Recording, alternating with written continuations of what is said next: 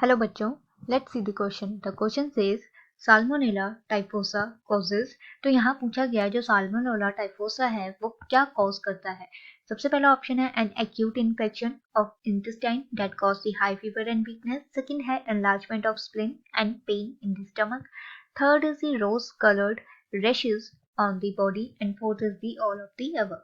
अगर हम बात करें सबसे पहले साल्मोनेला टाइफोसा जो कि एक बैक्टीरिया है। अब ये जो बैक्टीरिया है ये रिस्पॉन्सिबल है फॉर दी टाइफाइड फीवर। ये टाइफाइड फीवर या फिर हम बोल सकते हैं टाइफाइड डिजीज के लिए रिस्पॉन्सिबल है। अब ये जो टाइफाइड फीवर है ये is a contracted by the injection of या consumption of the contaminated food के थ्रू होता है ये।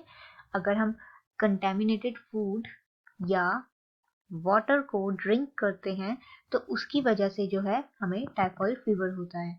अब डायग्नोज करने की बात करते हैं, अगर हम इसको डायग्नोज कैसे किया जाता है तो diagnosis of the typhoid fever is made when this salmonella bacteria is detected with stool या फिर यूरिन या फिर ब्लड कल्चर्स।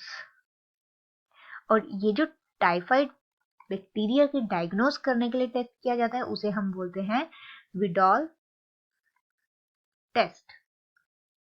अब क्वेश्चन में पूछा गया है साल्मोनेला टाइफोसा है या टाइफी है ये क्या कॉज करता है। तो जब हम बात करते हैं इस बैक्टीरिया की तो ये जो बैक्टीरिया है ये एक पैथोजन है और ये मल्टी ऑर्गन पैथोजन है।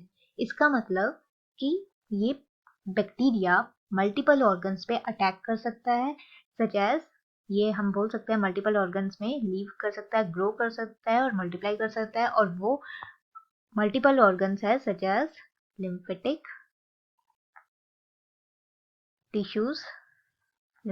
tissues of the small intestine, then ये हमारे लीवर में, स्प्लिन में एंड ब्लड स्ट्रीम में लाई करेगा, blood stream of the infected person या फिर इन्फेक्टेड ह्यूमन में पाया जाएगा।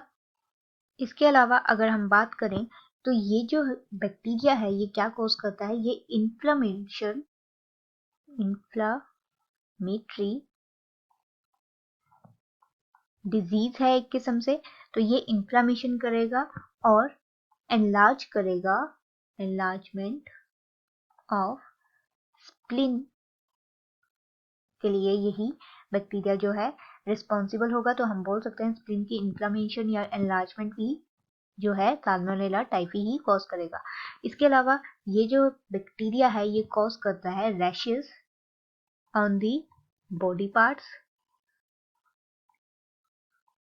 एंड अदर सिम्टम्स की बात करें तो इसमें अदर सिम्टम्स हो सकते हैं fever, then weakness, abdominal pain, stomach pen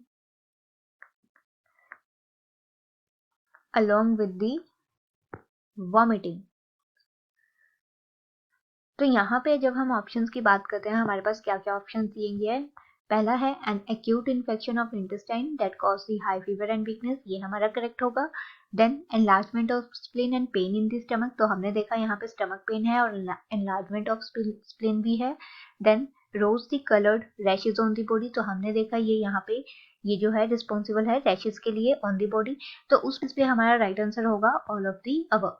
so hope you understand the problem. All the best. Thank you.